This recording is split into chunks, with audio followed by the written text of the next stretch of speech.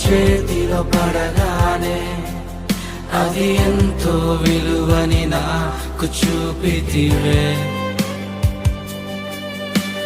జీవమే లేని నాలోని జీవమును నింపుటకు నీ జీవితాన్నే తారబోసితివే.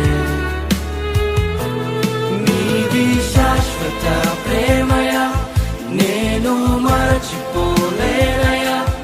ఎన్ని యుగాలైనా మారదు.